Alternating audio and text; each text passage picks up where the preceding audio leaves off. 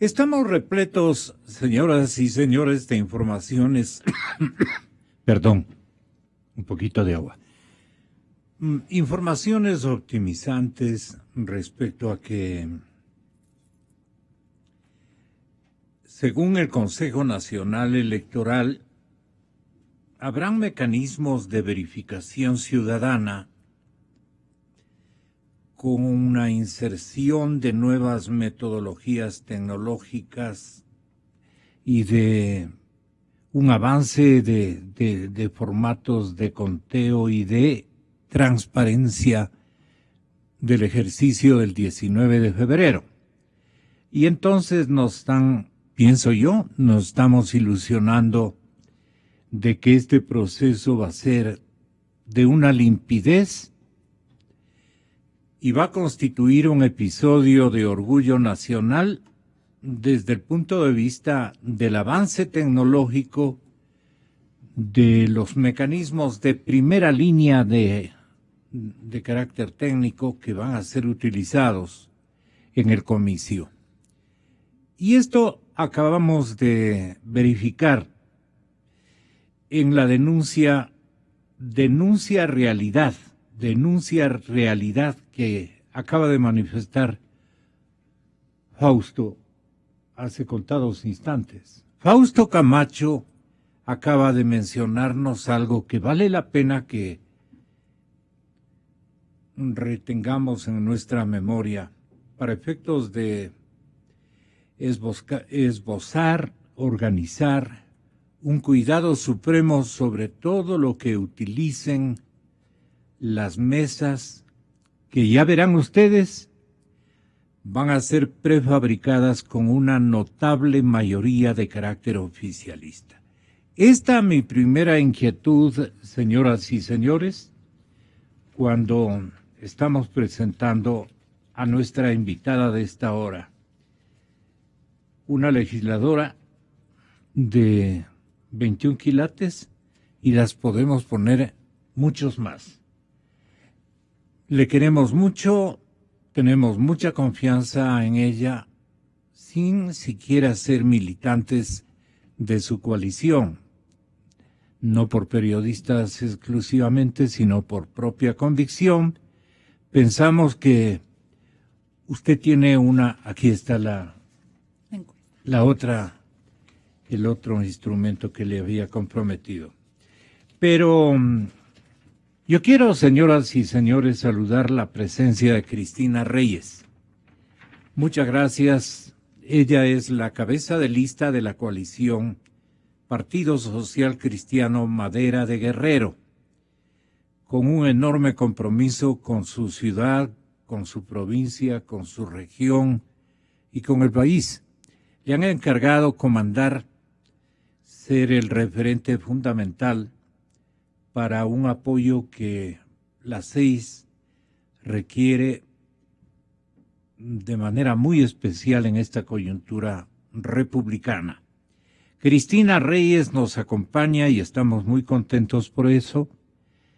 Le preguntamos, ¿qué opinión usted podría tener de la limpieza de procedimientos que una vez más no nos demuestre? Todos esperaban que diga que una vez más nos demuestre el sector oficialista que ha manejado a sus anchas todo el aparataje electoral y todos los instrumentos, incluso ha legislado en su beneficio, destacándose un error fundamental de la oposición, el no haberse coaligado. Esto es imperdonable. Y hace un momento Fausto Camacho nos planteaba este escenario. La distritalización, Gonzalo, fue aprobado con el voto también de la oposición en el Congreso. Lo que pasa es que ni siquiera se dieron lo que le estaban aprobando cuando decidieron que ningún distrito pueda ser mayor de 6 escaños, me refiero. Y entonces Guayas, que elegía 18 y que ahora elige 20, ya no elige en un distrito de 20, dirige en 4 distritos de 5. Y eso puso, entre otras cosas, un importante proceso de concentración de la representación, a lo cual se han referido muchas veces, fue aprobado con el voto de ellos.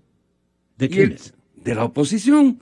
Y adicionalmente, Gonzalo, por favor, la fórmula de Hunt fue propuesta en este país y aprobada por primera vez por la llamada en ese entonces aplanadora, donde estaban los socialcristianos y los demócratas. Y entonces los cambios de las reglas, ellos estaban ahí también, sí, los socialdemócratas seguramente, pero quienes aprobaron fueron esa mayoría. No deben quejarse de los resultados electorales mañana cuando no han sido capaces de generar una propuesta política alternativa y en vez de tener, entonces hay una lista de Alianza País, ¿verdad? Y hay 14 listas que disputan a esa lista el Parlamento. Doctora Reyes, esta es una realidad lamentable y qué pena que tenga yo que esperarle y comenzar esta entrevista con esta realidad que constituye para mí un error que puede arreglar exclusivamente el pueblo ecuatoriano.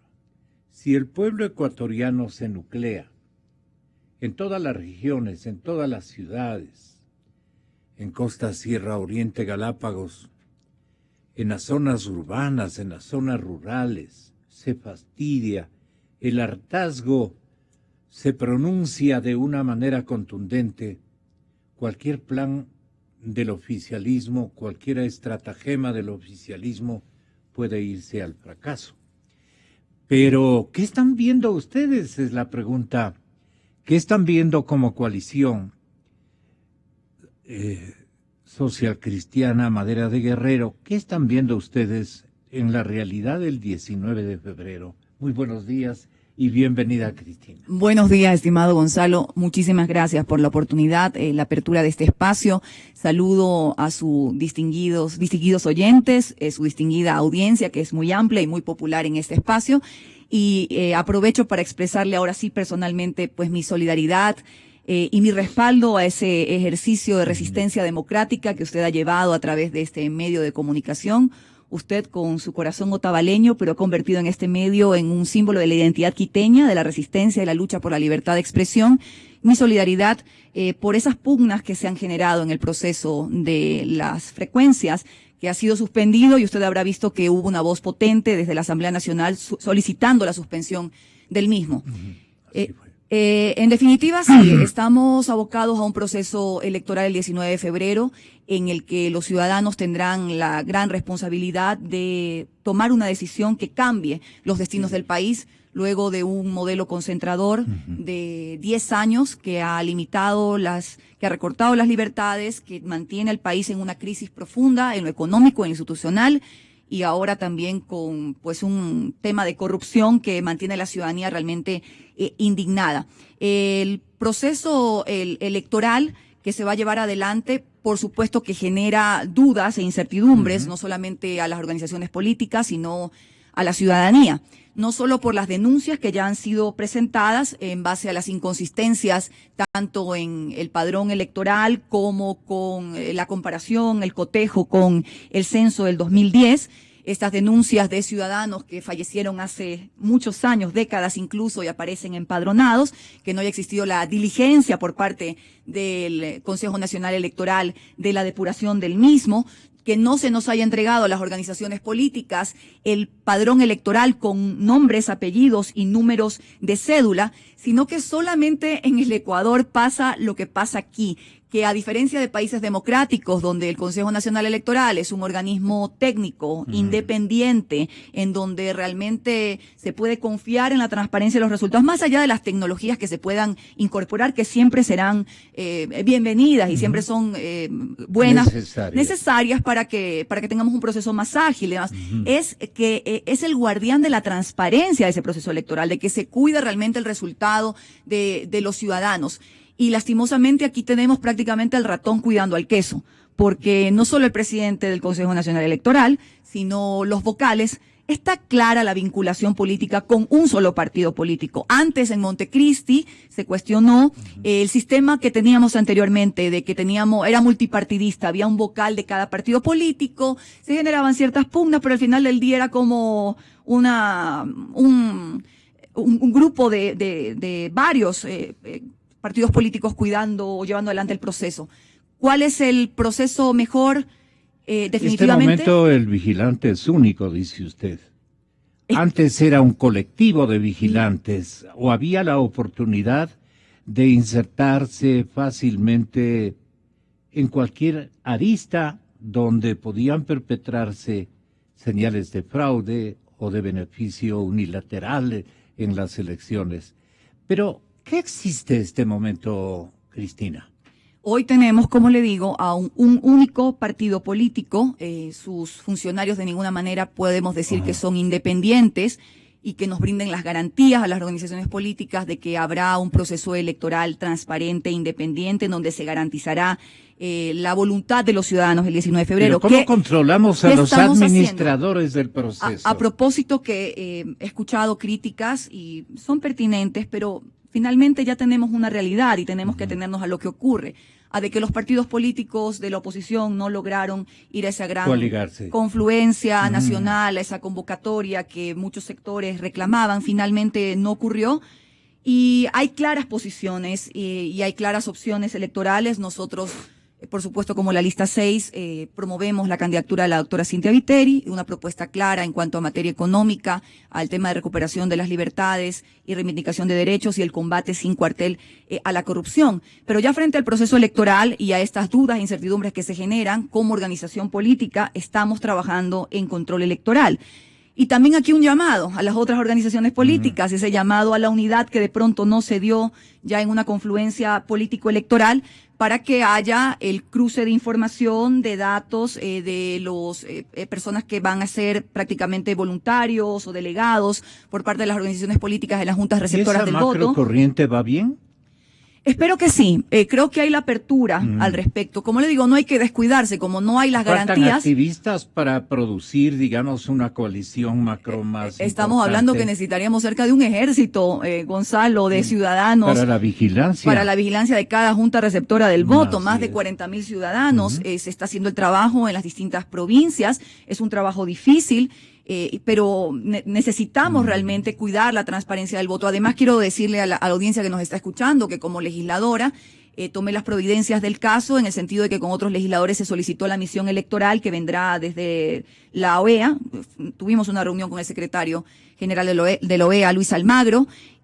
Bien, es un observador, no, finalmente dan recomendaciones, no es la garantía absoluta. Y también un llamado cívico, de conciencia cívica al ciudadano que va a tomar una decisión en los destinos del país y que probablemente quiera un cambio, tanto para la presidencia de la República como para la Asamblea, para recuperar su independencia y la dignidad de esta función del Estado que se ha venido a menos. Un voto también de conciencia y un llamado de conciencia a cuidar el voto y también a denunciar en el caso que se presente algún tipo de situación irregular a lo que debemos estar alertas. ¿Quiénes atenderían esas denuncias? Allí volvemos nuevamente a la complicación de que la entidad que debería ser técnica no nos muestra las garantías. Pero por eso es que se han apoderado de todo. Participación ciudadana podría haber cumplido ahí un rol si fuera un colectivo plural, ¿no? Sí, pero lastimosamente eso no ocurre en un escenario más amplio y es por eso que frente a las denuncias de corrupción en Petroecuador, en Odebrecht, que la gente está harta, hemos visto este último escándalo que ya no hay ni cómo calificarlo, parece un cruce de fuego entre mafias, entre carteles, una novela entre carteles mafiosos. Nosotros pensamos, aquí se ha develado esto que usted menciona, la concentración del poder y la nula independencia de las funciones. Aquí tenemos una justicia secuestrada, tenemos organismos de control secuestrados. El fiscal no ha actuado acorde a sus competencias como representante de la vindicta pública y que debía llevar de oficio estas causas penales. Un Consejo Nacional Electoral que no brinda las garantías. Entonces, en un escenario más amplio, ya mirando al futuro, cuando conozcamos realmente los resultados electorales, que tenemos que defenderlos, por supuesto, la transparencia de los resultados, tendremos que ir hacia una reforma profunda en materia constitucional, cuya hoja de ruta habrá que marcarla y ojalá que confluyan allí las opiniones, los criterios de juristas, de académicos, conjuntamente con los asambleístas y los ciudadanos, porque habrá que hacer una reforma profunda constitucional para liberar a las funciones del Estado, a la función judicial, para convertir al Consejo Nacional Electoral en un organismo técnico que garantice la transparencia y también tener organismos de control como Fiscalía, Superintendencias, Contraloría, que realmente sean elegidos producto de la meritocracia, de la capacidad y no de estas ficciones de concurso que al final queda el primo, el compadre, el amigo, militante del partido de gobierno y no realmente quien va a llevar adelante esas altas funciones por las que son elegidos. ¿Cómo ve usted el porvenir del Parlamento ecuatoriano en términos de su integración, de sus bancadas, de sus necesidades ineludibles de ser concurrentes a una legislación homogénea, en donde rescaten una voluntad y una credibilidad significativa de parte del sector empresarial del Ecuador, que es el único que le puede sacar al país de esta rutina de diagnósticos exclusivamente negativos? Porque así están dadas las cosas. El gobierno no va a tener dineros ni para pagar sus deudas. Va a estar apremiado por un montón de circunstancias que va a heredar. Si es que son ellos mismos, ¿qué hay que hacer? Y si son otros los beneficiarios, como el caso de la candidata de ustedes, la futura presidenta, dirá usted, la futura presidenta del Ecuador, ¿qué demandas tiene el Congreso de coadyuvar a esos empeños? Que ella por ganar las elecciones se está comprometiendo un sinnúmero digamos, de concursos en favor de la ciudadanía pobre, que ya rayan también en una especie de populismo innecesario. Pero en una competencia como estas, en donde el mismísimo gobierno está ofreciendo lo que no ha podido hacer en toda una década y que da chiste, no sé qué le parezca a usted, ¿cuál va a ser el papel en rigor que debe cumplir la bancada, que seguramente va a ser nuevamente la comandante en jefe no precisamente de la oposición, sino más bien de la línea de rescate de nuestro país? Porque ustedes van a rescatar un Ecuador atormentado por una serie de circunstancias y de ítems todos negativos.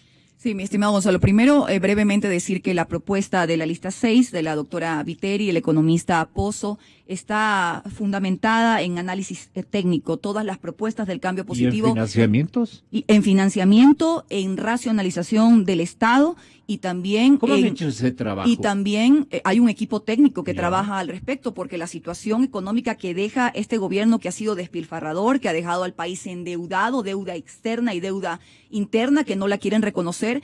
Yo siempre digo que tanto las personas de bien como los gobiernos de bien reconocen sus deudas, honran sus deudas, pero primero hay que determinar cuál es el alcance, cuáles son las condiciones y también ir hacia la negociación de la misma, cambiar la deuda cara por deuda barata. Pero en fin, ese es un plan económico que promueve nuestro binomio, la doctora Viteri con el economista Pozo. Yo me quiero referir ahora al Parlamento. Yo liderando, Cristina Reyes liderando la lista de asambleístas nacionales por la lista 6. ¿Cuál es la deuda? ¿Cuáles son los desafíos y cuáles son los retos de este Parlamento? La asamblea actual dominada por el oficialismo, que ha ido prácticamente al vaivén del pastoreo de Carondelet y por alguna razón tienen un calificativo muy particular, como le conocen los ciudadanos a los asambleístas del oficialismo, no solamente abonaron en la crisis económica a través del aumento de los impuestos, de leyes como la de plusvalía, que tenía claramente una tarea ideológica que perjudica al ahorro de los ecuatorianos, sino que ellos impulsaron una agenda político-partidista. Se olvidaron para qué estaban en esa asamblea. Somos los representantes de los ciudadanos, tenemos que legislar y fiscalizar en base a la agenda de la gente. Entonces, el gran compromiso, y yo allí sí discrepo un poco con los análisis que entiendo son de buena fe y en base a la crítica de que no hubo unión por parte de la oposición, pero finalmente ya tenemos un escenario y tenemos que asumirlo. Yo considero que la próxima asamblea no tendrá mayoría oficialista. Los ciudadanos no le van a dar nuevamente un cheque en blanco a una asamblea que actuó en perjuicio de la gente en materia económica, de libertades, recortó derechos, y que ahora más bien vamos a tener una mayoría, sí, con varias fuerzas políticas que tendremos que trabajar con la suficiente madurez política, con la suficiente conciencia para implementar una agenda ciudadana. La agenda ciudadana reclama algunas cosas muy importantes. Recuperación económica, y allí tenemos que ver el tema de la reducción, eliminación de impuestos, incentivos tributarios, que acepto que necesita iniciativa del Ejecutivo. Yo tengo un inventario. El inventario que nos legan es el siguiente: restricción comercial. Se necesita libertad comercial. Salvaguardias cambiarias.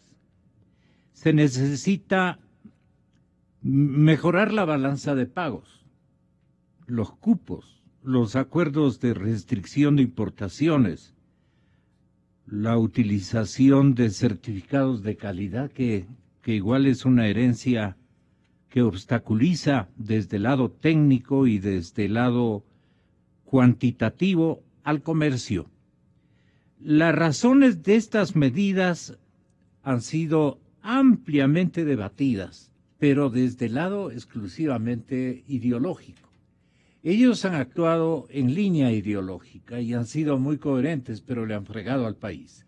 Allí, ¿cómo ustedes insertarían mecanismos rápidos, contundentes, para hacer que cambie la visión y la confianza, especialmente de los sectores privados? Sí, de acuerdo, Gonzalo, estas taras ideológicas del oficialismo y esta subordinación y sumisión al Poder Ejecutivo y a las órdenes del presidente, no se dieron cuenta que más allá de ser militantes como se manifestaban, le estaban ocasionando un gran perjuicio a los ecuatorianos, a su economía familiar, a los sectores productivos. Hace algunos años los sectores productivos solicitaron una pausa tributaria, decían ellos. Basta de tantos impuestos, 20 reformas tributarias y las vamos cuantificando en los últimos 10 años. Sin seguridad jurídica, sin confianza, sin estabilidad tributaria, no se puede ir a ningún lado. Y esta tarea ideológica de verlo todo desde el Estado y al Estado como un actor económico prácticamente, metiéndole la mano al bolsillo a todos los sectores, y no más bien como una entelequia reguladora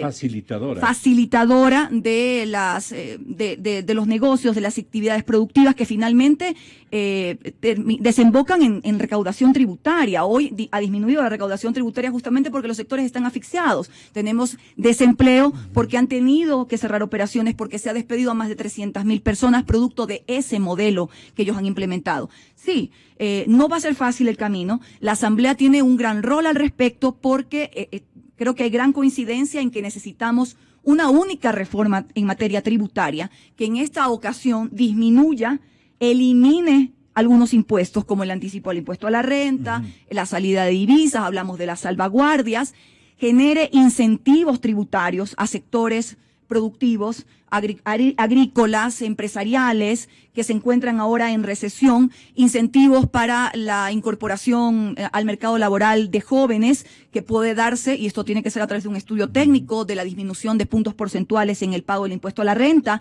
si se incorpora en la nómina a jóvenes y su primera experiencia laboral. Esos son realmente incentivos a mujeres de más de 40 años. Pero todo esto tiene que tratarse con responsabilidad, y la Asamblea debe entender que tenemos que ir hacia eso, hacia aliviar, hacia incentivar, hacia darle respiro a los sectores productivos y no asfixiar y ahorcarlos como lo han hecho hoy en día y han ocasionado la crisis en desempleo y subempleo que tiene el Ecuador. Cifras de 4.800.000 personas no tienen un empleo al día de hoy y se ganan la vida prácticamente vendiendo una cosita por aquí, una cosita por allá. Sin embargo, publicitariamente este gobierno se ha destacado incluso en estar convocando al emprendimiento. Usted ve en todas partes, se busca emprendimiento y se dice que hay dinero, que hay mecanismos, que hay legislación preparada, que hay libertades en un montón de sectores comerciales para poder optar por canales de emprendimiento.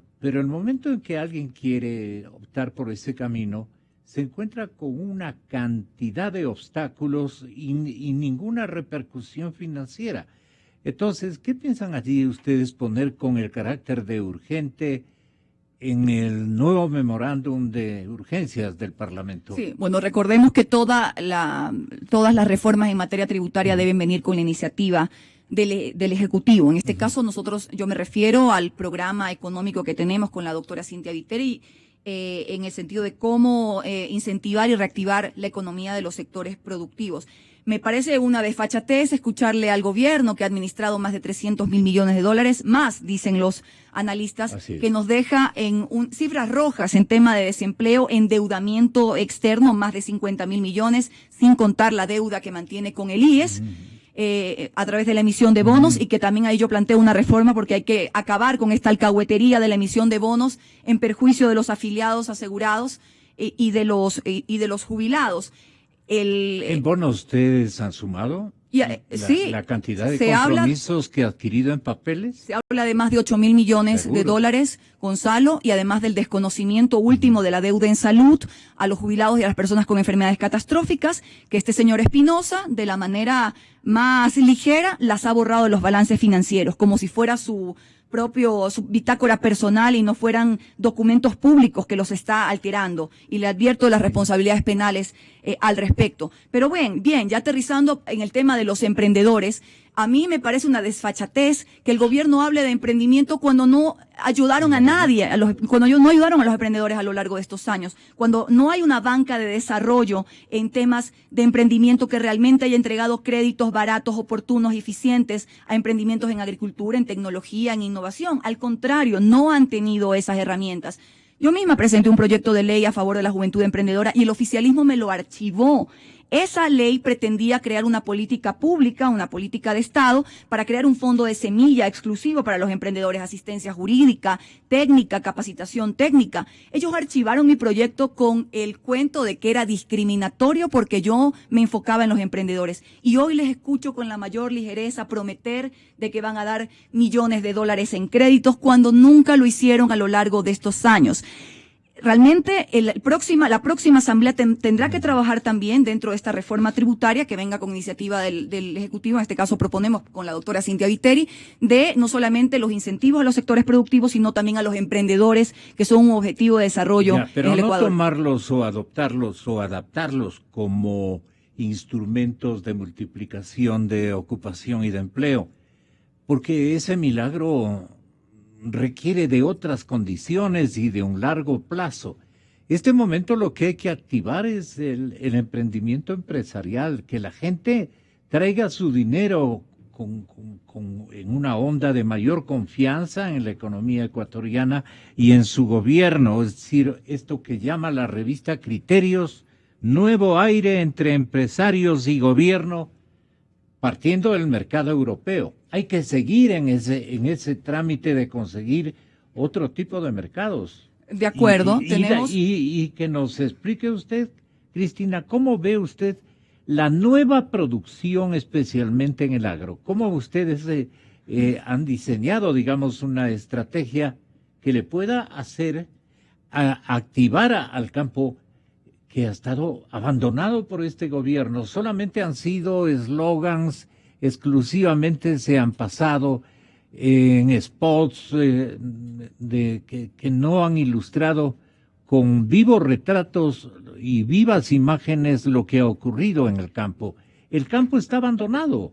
Totalmente, Gonzalo. Y este gobierno que gozó de la mayor bonanza petrolera de la historia y que ha tenido todos los recursos para poder incentivar otros sectores, hemos visto ya su ineficiencia tanto en la producción de nuestro crudo como los casos de corrupción, y hemos visto cómo se han robado la plata que le pertenece a los ecuatorianos. En fin, yo no desestimo que en materia petrolera que el Ecuador debe llevar adelante una mejor producción. Los precios fluctúan de acuerdo al mercado en el barril del petróleo, pero finalmente eso es un tema que debe desarrollarse, pero hay que mirar con estrategia los otros sectores del país que han sido abandonados y en los que podríamos dejar de ser dependientes del petróleo y de los recursos no renovables y reactivar, incentivar otros sectores como el sector agrícola. ¿Por qué no pensar que podemos diversificar nuestra economía, aprovechar no solamente el acuerdo comercial con la Unión Europea, sino también negociar otros? Pero para eso se necesitan que confluyan varias condiciones: seguridad jurídica, estabilidad, hemos dicho seriedad por parte de un gobierno y en materia de de agricultura para que el Ecuador pueda convertirse realmente en una potencia agroindustrial, se necesita una política de Estado. Y esta política de Estado debe tener no solamente la voluntad política, los recursos asignados, la tecnificación, sino gente experta en la materia. El Ministerio de Agricultura, por favor, es una entidad allí abandonada que no le brinda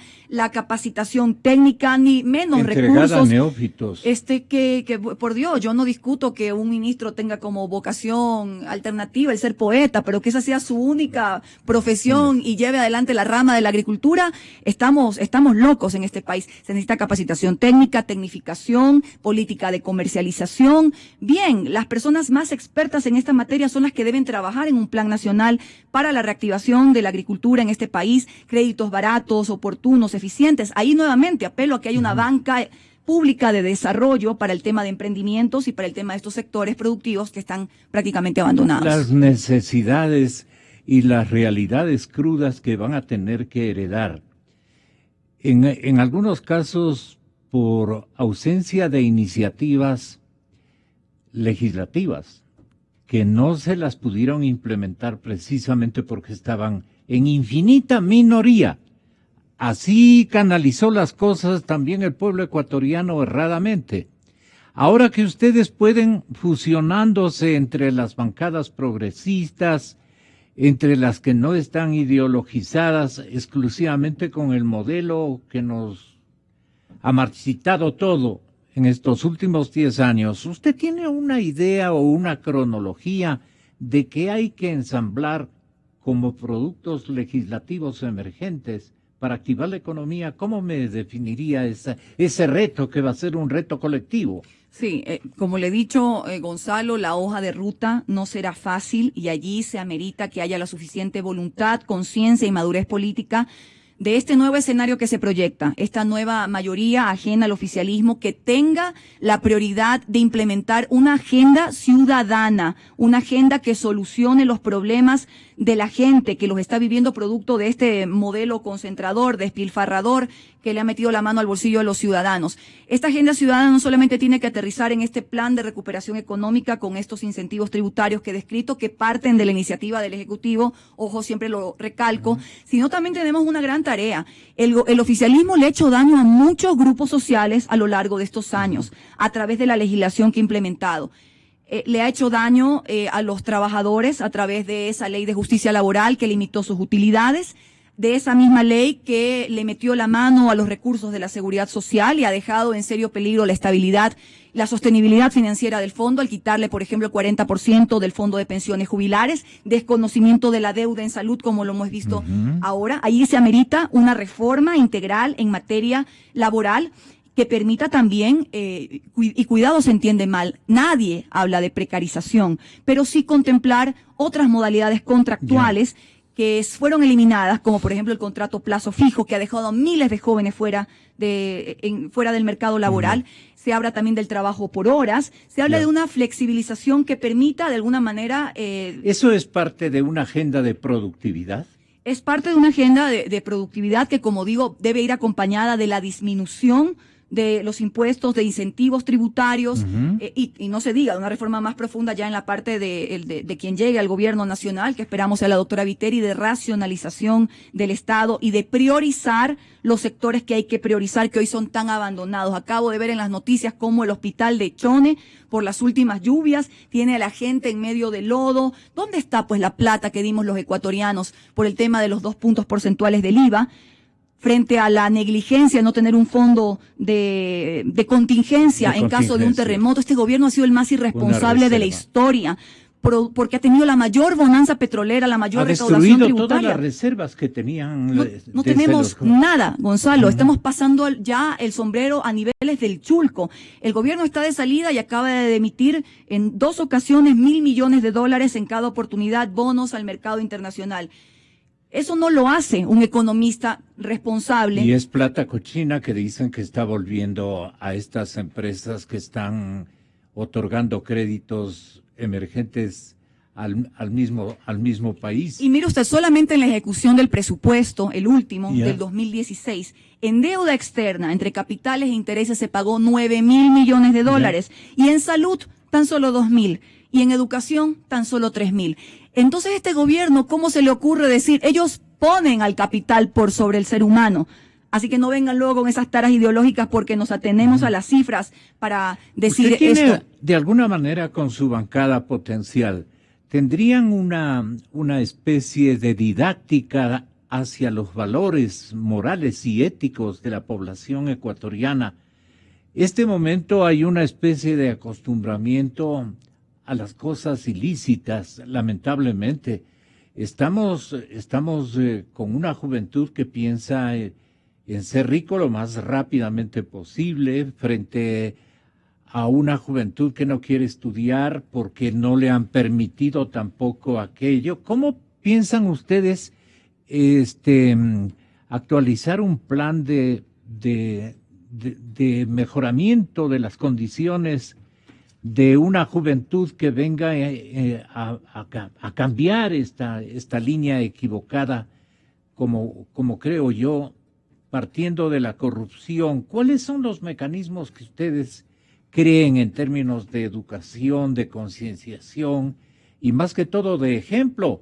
Es hora de que ya las edades que están en este momento heredando la conducción del Ecuador se arriesguen a crear una escuela de méritos, una didáctica adecuada para nuestras nuevas generaciones. Yo creo que no hay otra modalidad más que el ejemplo y más que una educación trascendente en la parte ética. ¿Qué planes tiene usted para ejercitar una tarea legislativa para acabar con la corrupción, especialmente por el lado de concienciación de las nuevas generaciones, Cristina? Bueno, Gonzalo, quiero primero decir que los ciudadanos de bien, que las personas de bien, que hemos sido bien formadas. No me dirá que somos más. ¿O sí? Por supuesto que somos más. Este país es de gente noble, es de gente buena, es de gente con valores que vienen desde la familia, que de ninguna manera pueden tergiversarse frente a los malos ejemplos y a esta trama de corrupción que ha implementado un gobierno corrupto en estos años. Yo siento las aspiraciones de vida en libertad que puede tener cada ciudadano, en ninguna manera pueden contaminarse con estas prácticas antiéticas, corruptas, que al final del día yo los ciudadanos creo que cada vez más vinculan, que cuando un gobierno le roba, que cuando un funcionario recibe coimas, propinas, lo que llama el presidente, esas pillerías que las depositan luego en cuentas millonarias en Suiza o paraísos fiscales, producto de la corrupción y no del esfuerzo, esa plata le quita al ciudadano la posibilidad de mejorar infraestructuras, de invertir en educación, de invertir en salud. Ya los ciudadanos lo saben. Tenemos que trabajar en nuevos referentes en la política. Yo sé que la política está contaminada y más aún con este gobierno que la ha distorsionado con estos valores, antivalores, debería decirlo, con estas taras ideológicas, con el odio que se ha sembrado. Pero más que nunca debemos dignificar esta actividad. Quienes lleguemos a la legislatura y quienes lleguemos al gobierno, si los ciudadanos dan su voto de confianza a la doctora Cynthia Viteri, no solamente hay que trabajar para reparar el fracaso en lo económico, para volver a la institucionalidad que ha sido afectada y captada por este gobierno, sino también tenemos que reparar esta degradación que han incrustado a lo largo de las instituciones, que han querido meter en las familias. Yo apuesto por una educación libre, pero con valores éticos, valores humanos. Nadie está hablando aquí de temas religiosos, ni nada por el estilo, ni moralismos absolutos, pero sí valores éticos, humanos, que expresen el tema de la solidaridad, que expresen el tema de la honestidad en la función pública, en la función privada también, en las actividades empresariales. En definitiva, hay todo un camino por recorrer. Yo con esto no quiero decir que una sola persona sea el dueño de la verdad, pero creo que cada ciudadano, llevando adelante ese rol fundamental que es el ser ciudadano activo, un ciudadano con opinión, con juicio crítico, que le exija al gobierno de turno respeto, cuentas claras, transparencia en la gestión, transparencia en el uso de los recursos. Pero la porque gente los recursos está son esperando sagrados. también una tarea muy profunda de fiscalización. Y allá iba, mi querido Gonzalo, porque esa es una tarea que sin duda es competencia de quienes somos legisladores. Si nuevamente perdona a la sociedad ecuatoriana este abuso gigantesco de tomarse los fondos públicos, como ha sido característica de cada uno de los nuevos ricos que han integrado este partido aparentemente revolucionario para robar.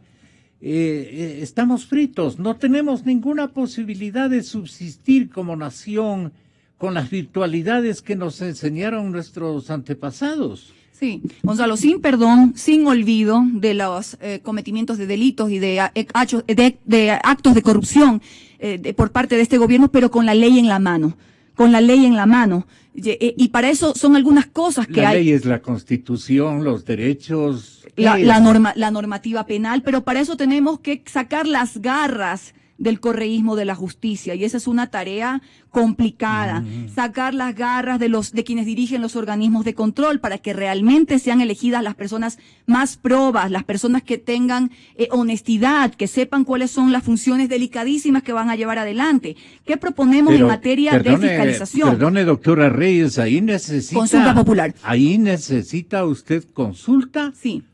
¿O constituyente? Vamos a necesitar una consulta popular, yo creo que es el mecanismo más efectivo, y que por favor haya una gran confluencia de quienes integran la academia, de los juristas más prestigiosos, para que acompañen este trabajo y esta reforma profunda que amerita el Ecuador para sacar las garras de la justicia, porque sin justicia independiente no podemos hablar de que habrá sanción, sino al contrario, impunidad. Y brevemente, en tema de fiscalización. ¿Cómo le saca? Déjenos explicando aquello. Esa es una infraestructura humana impresionante. La hoja de ruta tendrá que construirse, Gonzalo, y planteársele a los ciudadanos. Por eso digo que la salida no es muy fácil. Habrá que construirla con los legisladores, con la ciudadanía, con los juristas. ¿Y cómo preguntaría Cristina? Y plantearlo. ¿Cómo preguntaría Cristina Reyes cosas básicas? Denos un ejemplo. Bueno, no es tan fácil, Gonzalo, pero creo que habrá que discutirse los mecanismos por los cuales fueron seleccionados los jueces, los fiscales, actualmente que nos van a ya dejar haciendo y ya dejar encargando la Contraloría, la Fiscalía, las superintendencias con sus militantes y con la gente de Alianza País. Habrá que cuestionar. ¿Cuál es el compromiso? Si les deja ya nombrando Defensoría del Pueblo, quiere blindarse. Contraloría, fiscal, los organismos de control, el Consejo de Participación Ciudadana, todo eso quieren dejar. Es por eso que ese desmontaje propio. Habrá que desmontar este escenario. Y ya digo, la pregunta no es tan fácil que la construya ahora mismo. Tenemos que trabajarla con las personas más expertas en estos temas, con los juristas, pero sin duda es cuestionar estos mecanismos de selección y plantear unos nuevos para elegir realmente a las personas por méritos. La Asamblea Nacional, ¿cuáles son las acciones? En primer lugar, ya lo he dicho, hay que configurar una mayoría que nos permita realmente llevar adelante procesos de fiscalización, que no sea ni alcahueta ni servil. Luego también propongo una comisión multipartidista que con acompañamiento nacional e internacional, como hubo en Guatemala, cuyo expresidente hoy está preso, se dio todas las herramientas a estos grupos que han investigado. Mi solidaridad con Fernando Villavicencio, que hace muchos años denunció las pillerías en los temas de la comercialización del petróleo. ¿Y dónde está hoy? Perseguido, le han quitado sus bienes, han perseguido a su familia. Mi solidaridad con eso tiene que acabar. Debemos conformar esa comisión multipartidista, porque actualmente la comisión de fiscalización es la comisión de archivo, alcahueta y servil al correísmo. Luego debemos generar leyes que combatan sin cuartel la corrupción y la castiguen pues con severidad. El peculado, el cohecho, el enriquecimiento ilícito, leyes más severas, acceso a la información. También hay una gran corriente de sanción en cuanto a que los corruptos pierdan sus derechos políticos, y también buscar los mecanismos para repatriar los capitales que se han robado, porque yo le diría que hoy muchos ecuatorianos dicen sí, que vaya preso. Ok, pero alguno dirá, ¿y dónde está la plata? Que a lo mejor la van a gozar después de unos años. Buscar los mecanismos para que la plata que se han robado en los contratos de Petroecuador, de Odebrecht y quién sabe en qué otras obras monumentales que ha hecho este gobierno, cuando realmente podamos investigar, puedan ser recuperados para los ecuatorianos. ¿Cómo vería a Cynthia Viteri en la una función y a Cristina Reyes en la otra función? Pues como nos ha caracterizado la doctora Viteri, a quien considero ha ganado la experiencia, el cariño, y hoy se ubica entre las preferencias de los ecuatorianos para pasar a la segunda vuelta electoral, porque hay que recalcar eso, la ilusión de ganar en primera vuelta se les acabó con estos últimos actos de corrupción y con lo que ha despertado los ciudadanos. Estoy segura que ella llevará adelante con prolijidad y con responsabilidad los planes por los que se ha comprometido. Y quienes somos legisladores debemos entender que pertenecemos o perteneceríamos, si gozamos también del favor de los ciudadanos, a una función independiente del Estado. Hay un empate de carisma entre ustedes. Yo le agradezco mucho por la bondad de su concurrencia esta mañana a la cadena Democracia y lo esperamos en próximos días. Gracias, Cristina, por su presencia en la Noticia Libre, en búsqueda siempre de la verdad. Inicio de espacio promocional y publicitario. Este cambio es positivo, nuestro pueblo está contigo. Los candidatos asambleístas por el Distrito Centro Sur de Quito del Partido Social Cristiano nos comprometemos ante los quiteños a impulsar el proyecto de la extensión universitaria de la Escuela Politécnica del Ejército en el sur de la ciudad. Raya todo 6, sé parte del cambio positivo. El cambio va